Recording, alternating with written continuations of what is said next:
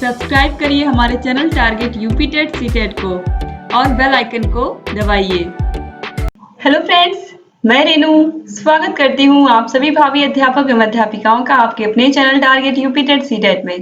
दोस्तों, आज हम हिंदी में पढ़ने वाले हैं लेसन नंबर 5 और लेसन नंबर 5 के अंतर्गत आपको क्या पढ़ना है, चलिए हम देखते हैं। अस्त्रानुकूल गद्य पद्य में शब्दों, वाक्यांशों, विराम चिन्हों एवं समान ध्वनियों को समझना या इसके उद्देश्य। दोस्तों, आप सभी लोग चाहे कविता पढ़ते हो या कोई कहानी पढ़ते हो, कोई दोहा लिखा हुआ पढ़ते हो, छंद, किसी भी प्रकार से सब चीजें आप पढ़ते हो, कोई गीत लिखा हुआ आप पढ़ते हो, तो सब में क्या होती है, सबकी ध्वनियां अलग अलग होती हैं। सब में आप अलग तरीके से अपने हाव भाव प्रकट करते हैं। कहाँ पर आपको विराम चिन्ह लगाना है, कहाँ पर अल्प विराम लगाना है, ये आपको पता है। लेकिन छोटे बच्चों को कैसे आपको समझाना है कि कहाँ पर हमको रुकना है। अगर एक वाक्य खत्म हुआ तो पूर्ण विराम है तो थोड़ा सा यहाँ पर हमको रुक जाना है, अल्प विराम है तो थोड़ा रुकना है, किस तरीके से अर्ध विराम है तो हमें कितना रुकना है। अगर कहीं क्वेश्चन मार्क लगा हुआ है, यानी कि अगर प्रश्न चिन्ह लगा हुआ है, तो प्रश्न चिन्ह लगा हुआ वाक्य हमको कैसे पढ़ना है ताकि उसमें क्वेश्चन करने का एक स्वर उत्पन्न हो, मतलब दिखे कि हाँ हम किसी से प्रश्न पूछ रहे हैं। तो इस तरीके से जो यहाँ पर ये चैप्टर है, इसमें हमें यही समझना है कि जो शब्द होते हैं, वाक्यांश होते हैं, विराम चिन्ह होते हैं, इनको किस तरीके से हमें बच्चों को समझाना है। और सबसे इम्पोर्टेंट चीज, जब कोई भी लेसन बच्चों को हम पढ़ाते हैं तो जब लेसन खत्म होता है या कहीं जब पाठ खत्म होता है तो उसके नीचे लिखे होते हैं कुछ कठिन शब्दार्थ। तो कठिन शब्दार्थ का मतलब ऐसे शब्द जो बच्चे नहीं समझ पाते हैं, या इंग्लिश में लिखा होता है वर्ड मीनिंग। वर्ड मीनिंग का मतलब है ऐसे शब्द, मतलब ऐसे वर्ड जिसका मीनिंग बच्चों को नहीं बता रहा होगा, तो इन वर्ड का बच्चों को मीनिंग बताने के लिए ही बुक में वो मीनिंग दे दी जाती है, ताकि क्या हो, बच्चे अगर लेसन को पढ़ रहे हैं और अगर उन्हें किसी वर्ड का मीनिंग नहीं पता है तो वो आसानी से उसे वहां से देख सकते हैं। तो इसी तरीके से हिंदी में भी बहुत सारे ऐसे शब्द होते हैं जो कठिन होते हैं, जिसका अर्थ बच्चे नहीं जानते हैं आम बोलचाल की भाषाओं वाला कि इसका अर्थ ये होता है। तो वहां पर क्या करते हैं, वही चीज अच्छे से उसको दे दिया जाता है, आसानी से बच्चे उस तरीके से कि कोई भी शब्द अगर उनको कठिन मिलता है तो आसानी से वो देख लेते हैं कि हाँ इसका क्या अर्थ होता है। तो दोस्तों, इस तरीके से यहाँ पर मेरा बताने का एक ही उद्देश्य है कि बच्चों को किस तरीके से आपको स्कूल में समझाना है कि आसानी से वो चाहे गद्य हो, पद्य हो, उसमें आए हुए शब्द हो, वाक्यांश हो, विराम चिन्ह हो, उनको किस तरीके से वो अच्छे से समझ सकते हैं और समझ करके जो उनकी पढ़ने की हैबिट है, जो पढ़ने की क्षमता है, उसको बढ़ा सकते हैं। और बच्चा अगर सही पढ़ेगा तो सही समझेगा तो सही लिखेगा। तो इसलिए बच्चों को उच्चारण की शुद्धता का ज्ञान कराना बहुत जरूरी होता है। तो यहाँ पर देखिए इसीलिए दिया हुआ है कि इसके उद्देश्य क्या, आखिर में बच्चों को हम सही सही शब्द बोलना और वाक्यांशों को किस तरीके से बोलना है, विराम चिन्हों का कैसे प्रयोग करना है, आखिर में ये सब बच्चों को हम क्यों सिखाने जा रहे हैं। तो इसका उद्देश्य क्या, सबसे पहले आप ये जानिए। बच्चों में भाषा की समझ विकसित करना, गद्य और पद्य में अंतर कर पाना, गद्य एवं पद्य में आए शब्दों, वाक्यांशों को समझते हुए पढ़ना, शुद्ध उच्चारण, उचित आरोह अवरोह एवं विराम चिन्हों का ध्यान रखते हुए पढ़ना। इसके अलावा है समान ध्वनियों वाले शब्दों को समझना।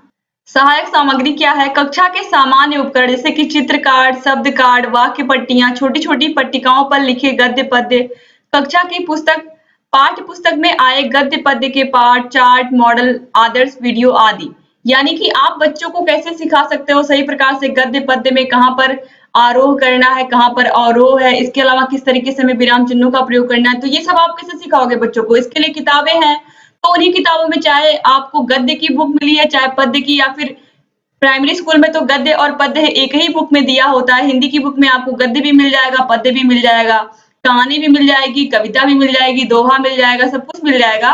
तो यहाँ पर दोस्तों यही बताया गया है कि किस तरीके से बच्चों को आपको समझाना है और उसको पढ़ करके एक बार बच्चों को बता देना है। फिर बच्चों से भी आपको क्या करना है, फिर बच्चे खुद उस बुक को पढ़ेंगे और आपको जहां पर भी बच्चा गलती करेगा, आरोह अवरोह की, इन्वर्टेड कॉमा की, या ये कहिए अल्प विराम की, अर्ध विराम की, पूर्ण विराम की, उन सभी जगहों पर आपको क्या करना है, उसको सही करवाना है। ठीक है, कि किस तरीके से बच्चा पढ़े कि वो पूरा वाक्य बिल्कुल सही पढ़ ले। और अब देखिए यहाँ पर तरीका क्या है, परस्पर बातचीत करके किसी कविता या गद्य खंड का उचित आरोह अवरोह एवं उचित विराम का पालन करते हुए शाश्वत आदर्श वाचन करके गद्य एवं पद्यों को बच्चों द्वारा अनुसरण करके एकल वाचन कराकर, कुछ कविता एवं गद्य भाग का ऑडियो वीडियो दिखाकर, आदर्श दृष्टांत उपस्थित कराकर। बच्चों का मन एवं मस्तिष्क अत्यंत कोमल होता है, उन पर किसी बात का प्रभाव बड़ी शीघ्रता से पड़ता है। इसलिए आवश्यक है कि जब हम ध्वनियों, शब्दों, वाक्यों की समझ बच्चों में विकसित कर रहे हों, तो हमें निम्न बातों का ध्यान रखना चाहिए। पहला है, भाषा में सरलता एवं मधुरता हो। फिर है, ध्वनियाँ स्पष्ट हो, शब्दों का शुद्ध उच्चारण हो, शब्दों एवं वाक्यों में विराम चिन्हों को ध्यान में रखा जाए। इसके अलावा ध्वनियों, शब्दों और वाक्यों का उच्चारण करते समय स्वर एवं उनके उतार-चढ़ाव का ध्यान रखा जाए। इसके बाद है, भाषा का उच्चारण करते समय यह ध्यान दिया जाए कि लोग भाषा के उच्चारण का प्रभाव न पड़ने पाए। इस प्रकार की सावधानियों को अपनाकर हम बच्चों में ध्वनियों के बीच अंतर को स्पष्ट कर पाएंगे, शब्दों एवं वाक्यों के शुद्ध उच्चारण की क्षमता विकसित कराने के साथ-साथ उनके अर्थ एवं भाव की समझ विकसित कराने में सफल हो पाएंगे। ध्वनियों, शब्दों एवं वाक्यों की समझ विकसित करने की दिशा में जब हम कार्य कर रहे होते हैं, तो अनेक असहज स्थितियों का भी सामना हमें करना पड़ता है।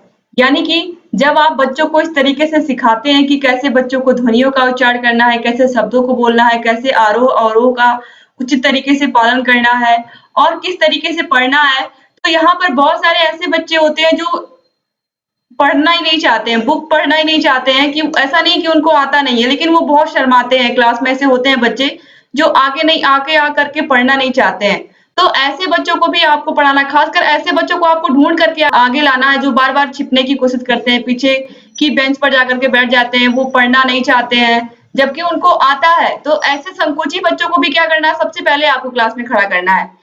इन बच्चों से सबसे पहले आपको पढ़वाना है, क्योंकि आपको अच्छे से पता है कि आपकी क्लास में कौन-सा बच्चा है जो पढ़ाई में अधिक अच्छा है, कौन-सा ऐसा बच्चा जो शर्माता है, कौन-सा ऐसा बच्चा जो पढ़ाई से भागता है। तो इन सभी बच्चों को आपको क्या करना है, सभी बच्चों को साथ में लेके चलना है, तो सभी बच्चों पर आपको ध्यान देना है। तो यहाँ पर यही चीज़ बताई गई है कि किस तरीके से बच्चों को आपको उचित प्रकार से ध्वनियों, शब्दों, वाक्यों का उच्चारण करवाना है और बच्चों को बिल्कुल सही-सही उच्चारण करवाना है, चाहे वहाँ पर प्रश्नवाचक चिन्ह हो, चाहे वहाँ पर अल्प विराम हो, अर्ध विराम हो, जितने भी चिन्ह हैं सबका अच्छे से ज्ञान कराना है, कहाँ पर कितना रुकना है, कहाँ पर कब फिर से आगे बढ़ना है। तो इन सभी के विषय में जब आप बच्चों को अच्छे से समझाए रहेंगे, तो बच्चे डेफ़िनेटली सीखेंगे। लेकिन ऐसे बच्चों को आपको क्या करना है, देखिए यहाँ पर लिखा हुआ है कि टीचर को क्या करना पड़ता है, कभी-कभी असहज परिस्थितियों का भी सामना करना पड़ता है। अब यहाँ पर देखिए कैसी कठिनाइयाँ आती हैं इस तरीके से सिखाते समय बच्चों को। कुछ बच्चे बोलने में कठिनाई अनुभव करते हैं। बहुत सारे ऐसे बच्चे होते हैं जो सही से नहीं उच्चारण कर पाते हैं शब्दों का, क्योंकि वहाँ पर उनकी क्षेत्रीय भाषा का भी प्रभाव पड़ता है, कुछ न कुछ प्रभाव रहता है कि बच्चे सही से नहीं बोल पाते हैं। तो इन सभी चीज़ों को आपको ध्यान में रखते हुए बच्चों को, हर बच्चे को आपको सिखाने की कोशिश करनी है स्कूल में। अब देखिए, ऐसी स्थिति में हमें उनके संकोच को परिवेशीय संदर्भों, परिस्थितियों, घटनाओं की मदद से औपचारिक, अनौपचारिक संवाद के माध्यम से संकोच, अप्रत्याशित भय को दूर कर सकते हैं। इसी प्रकार बोलने में कठिनाई अनुभव करने वाले छात्रों को अधिक से अधिक बोलने, पढ़ने का अवसर देना चाहिए। जैसा कि मैंने शुरू में आपको बताया कि ऐसे बच्चों को ढूँढ करके आपको आगे लाना है क्लास में और उनसे पढ़ने को बोलना है, ताकि उनके अंदर जो डर है, वो डर खत्म हो जाए और वो भी कक्षा के और बच्चों की तरह वो भी अपने अंदर कॉन्फिडेंस लाएँ। अब देखिए जब ऐसे बच्चों को आप अवसर देंगे तो उससे क्या होगा, जिससे उनमें धीरे-धीरे साहस एवं स्वावलंबन का विकास होगा, उनके अंदर हिम्मत आएगी, विश्वास, आत्मविश्वास आएगा, स्वावलंबन की भावना आएगी। तो बहुत ज़रूरी है ऐसे बच्चों को भी आप आगे ला करके पढ़ाएँ। यदि हम शिक्षक स्वयं गद्य एवं पद्य के वाचन, उचित आरोह, अवरोह एवं उचित विराम चिन्हों को ध्यान में रखते हुए एकाधिक आदर्श दृष्टांत उपस्थित करते हैं तथा उन्हें ध्वनियों, शब्दों एवं वाक्यों के बार-बार सुनने का अवसर देते हैं, तो संभव है कि हम ध्वनियों के मौलिक अंतर की समझ विकसित करने के साथ-साथ शब्दों एवं वाक्यों को भी उचित विराम एवं शुद्ध उच्चारण का कौशल विकास करने में सक्षम हो सकेंगे। तो यहाँ पर देखिए क्रियाकलाप है, इसके लिए अनेक क्रियाकलाप आयोजित कर सकते हैं, जिससे उपर्युक्त दक्षताएं बच्चे हासिल कर सकें। अब यहाँ पर देखिए वर्णमाला खेल, यह गतिविधि हमें बच्चों में ध्वनियों एवं उनके बीच स्पष्ट अंतर की समझ विकसित करने में मदद दे सकती है। बच्चों को गोल घेरे में बैठा दें, स्वयं वृत्त के बीच में बैठ सकते हैं। शिक्षक एक वर्ण की ध्वनि को उच्चारित करें, क्रमशः बच्चे उस ध्वनि को सुनकर क्रमशः उच्चारित करें। यदि सभी बच्चे उस ध्वनि को उच्चारित कर लें तो समवेत तालियां बजवाएं तथा दूसरा वर्ड उच्चारित करें। परंतु जो बच्चा उस ध्वनि को ठीक-ठीक उच्चारित न कर सके, तो उन्हें वृत्त के बीच में बैठाकर बार-बार उच्चारित कराएं एवं शुद्ध उच्चारण के पश्चात तालियां बजवाएं। इसी प्रकार अन्य वर्णों के ध्वनियों के साथ किया जा सकता है। इस क्रियाकलाप को वर्ड कार्ड दिखाकर भी कराया जा सकता है। प्रारंभिक चरण में अमात्रिक अक्षरों वर्णों को लें, बाद में मात्रिक वर्णों अक्षरों को लें। यह कार्य बच्चों के साथ भी किया जा सकता है। यह कार्य शब्दों के साथ भी किया जा सकता है। शब्दों, वाक्यों एवं वाक्यांशों का चुनाव आदि परिवेशीय एवं सामान्य बोलचाल में प्रयुक्त होने वाले हों, तो कौशल विकसित करने में अधिक मदद मिलेगी। दैनिक व्यवहार में आने वाले वाक्यों को भाव एवं संदर्भ के अनुकूल समझाते हुए बोलने का कार्य कराया जा सकता है। दोस्तों, इस तरीके से यहाँ पर बताया गया है कि आप किस तरीके से खेल-खेल में बच्चों को आप वर्णमाला के विषय में सिखा सकते हैं और बहुत सारे शब्दों का ज्ञान करा सकते हैं बच्चों को, और शुद्ध उच्चारण जो सबसे महत्वपूर्ण है कि बच्चे शुद्ध उच्चारण करें। इसके लिए आप बच्चों को जितना प्रैक्टिस करवाओगे, बच्चे उतना ही शुद्ध उच्चारण करेंगे।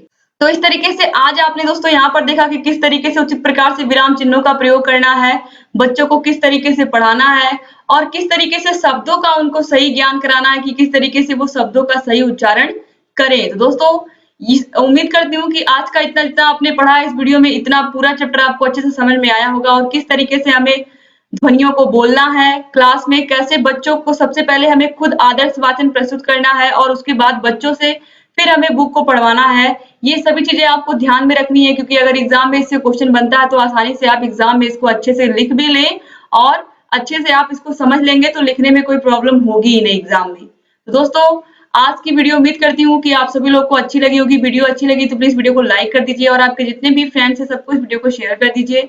इसके अलावा दोस्तों, अगर अभी तक आपने हमारे चैनल को सब्सक्राइब नहीं किया तो प्लीज तुरंत सब्सक्राइब करिए और बेल आइकन को जरूर प्रेस कर दीजिए, जिससे हम जो भी नई वीडियोस बनाते हैं उसका नोटिफिकेशन आपके पास समय से पहुंच जाए और आप लगातार हमारे सभी वीडियोस को ऐसे ही देखते रहें। दोस्तों, वीडियो में शुरू से लेकर के अंत तक बने रहने के लिए एक बार फिर से आप सभी लोग का बहुत बहुत धन्यवाद। दोस्तों, आप हमारे टेलीग्राम चैनल से भी जुड़ सकते हैं। टेलीग्राम चैनल का लिंक आपको इस वीडियो के नीचे डिस्क्रिप्शन बॉक्स में मिल जाएगा। इसके अलावा हम सभी विषयों को पढ़ा रहे हैं दोस्तों, हैंड रिटन नोट्स के माध्यम से आप सभी विषयों को हमारे देख सकते हैं। सभी विषयों का हमने प्लेलिस्ट बना दिया है, आप उसकी भी प्लेलिस्ट की लिंक भी आपको डिस्क्रिप्शन बॉक्स में मिल जाएगी। आसानी से आप सभी वीडियोस को देख सकते हैं और लगातार उससे एग्जाम में लाभ प्राप्त कर सकते हैं। तो दोस्तों, एक बार फिर से आप सभी लोग का बहुत बहुत धन्यवाद वीडियो में शुरू से लेकर के अंत तक बने रहने के लिए। तो दोस्तों, मिलते हैं नेक्स्ट वीडियो में, तब तक अपना ख्याल रखिएगा। जय हिंद दोस्तों।